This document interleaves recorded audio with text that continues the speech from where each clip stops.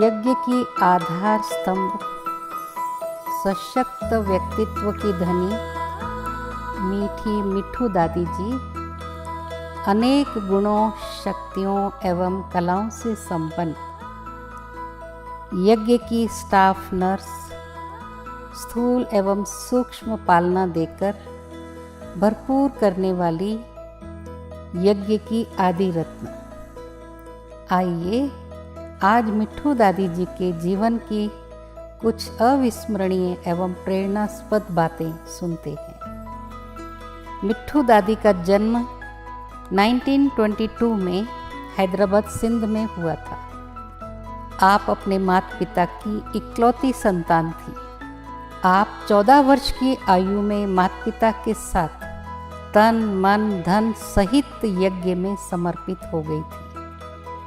आपका अव्यक्त नाम गुलजार मोहिनी था। आप यज्ञ स्थापना के समय 5 चिड़ियाओं में से एक थी। आप हारमोनियम पर धुन निकालकर गीत गाया करती थी। आपकी आवाज़ बहुत मधुर थी।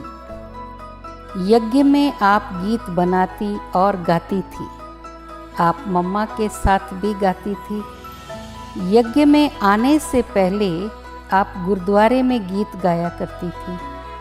आप यज्ञ की स्टाफ नर्स होने के कारण सब मरीजों को होशियारी से संतुष्ट कर देती थी। आप तन की नब्ज के साथ मन की नब्ज भी देख लेती थी। आपको जीवन में सदा भाई की कमी महसूस होती थी। यज्ञ में आने के बाद बाबा ने आपको कृष्ण का साक्षात्कार कराया और कहा, मैं तुम्हारा भाई हूँ। आपको बाबा से भाई के रूप में स्नेह प्राप्त हुआ।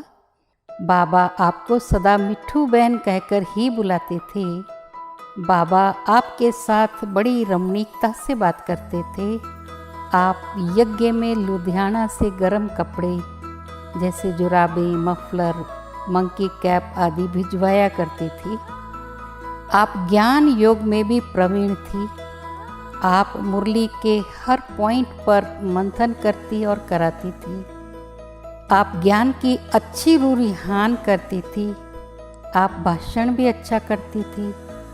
आप ज्ञान के एक एक सिद्धांत को सिद्ध करती थी। आपको ईश्वरीय सेवा का बहुत शौक था। प्रत्येक छुट्टी के दिन आप आसपास के शहर में जाकर प्रदर्शनी द्वारा सेवा करवाती थी। आपका आत्मिक दृष्टि से देखने का अभ्यास पक्का था। आप योग में ऐसी पावरफुल दृष्टि देती थी कि डेड साइलेंस हो जाता था। आपकी निर्णय शक्ति बहुत तेज थी। आप 1 सेकंड में फैसला कर लेती थी। आप अनेक प्रकार के कारोबार में आगे रहती थी। आप फुर्ती से हर कार्य करती थी। आप सभी प्रकार के कपड़ों की सिलाई में भी बहुत होशियार थी। आपके पिता के देहांत के बाद आप अपनी माँ पप्पड़ माता के साथ यज्ञ में अनेक सेवाएं देती रही। आप सदा हर्षित रहती थी और दूसरों को भी हर्ष दिलाती थी। आपके खुशनुमा मिजाज के कारण सब भाई बहनें आपके आगे पीछे रहते, परंतु आप कभी किसी से अपने शरीर प्रति कोई सेवा नहीं लेती थी। आप ब्रह्मा बाबा समान सदा सब कार्य स्वयं करती थी और साथ साथ दूसरों को भी सहयोग देती थी। आप में पुरुषत्व के संस्कार थे। आप में खाली ना बैठने का विशेष गुण था। आप सिंधी भोजन बहुत अच्छा बनाती थी। जब कभी यज्ञ की कोई सेवा नहीं होती तो आप युगलों के घर चली जाया करती थी और उनको अपने हाथों से भोजन बनाकर खिलाती थी। अपने जीवन के उदाहरणों से गुणों की धारणा करा देती थी। दूसरे सेवा केंद्रों के कार्यक्रमों में भी आप बढ़ चढ़कर सहयोग देती थी। हर महीने आप ब्रह्मा भोजन स्नेह मिलन अवश्य करती थी। इसके अलावा आप सबको पिकनिक पर मनोरंजन के लिए नए नए खेल सिखलाने के लिए बाहर खुले स्थानों पर ले जाया करती थी। आपने दिल्ली लुधियाना में 10 वर्ष रहकर सेवाएं दी। आप सबकी बहुत अच्छी पालना करती थी। 10 वर्ष तक लुधियाना में सेवा देने के बाद अब पटियाला, जींद आदि के सेवा केंद्रों पर भी रहकर सेवाएं करते रहे। आप निर्भय होकर सेवाएं करती थी।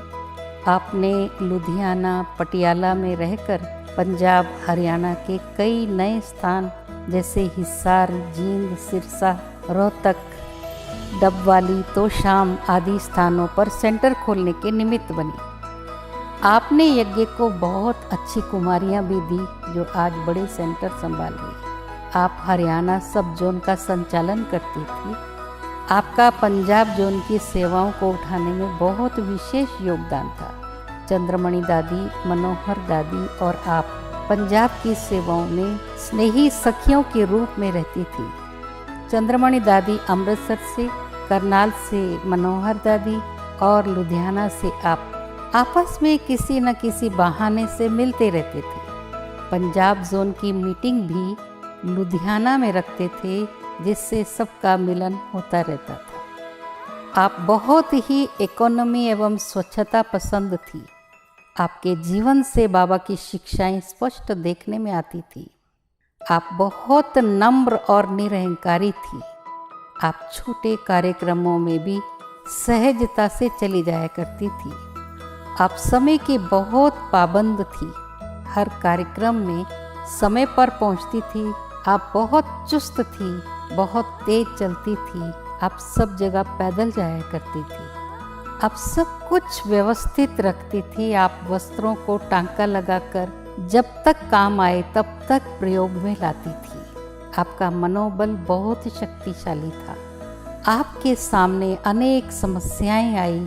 जिज्ञासुओं के रूठने टूटने की, मकान मालिक से मुकदमेबाजी की, धन के अभाव की तथा शारीरिक बीमारियों की, मगर आप दृढ़ता एवं हिम्मत से सभी छोटी बड़ी समस्याओं का सामना सहज ही कर लेती थी। एक बार आपके घुटने पर सख्त चोट लगी थी और कई दिन तक आपको बिस्तर पर ही रहना पड़ा था, परंतु फिर भी आप कैसे भी करके क्लास में जरूर आती थी और कुछ समय योग अवश्य कराती थी।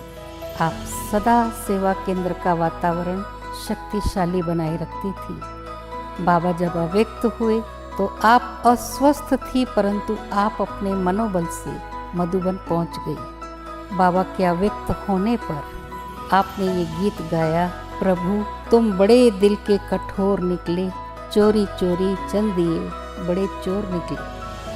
आपका बड़ों के प्रति बहुत स्नेह व रिस्पेक्ट था। आपके संपर्क में जो भी आत्माएं आती उन पर आपकी रूहानी स्नेह की छाप लग जाती थी। वे सहयोगी बन जाते थे।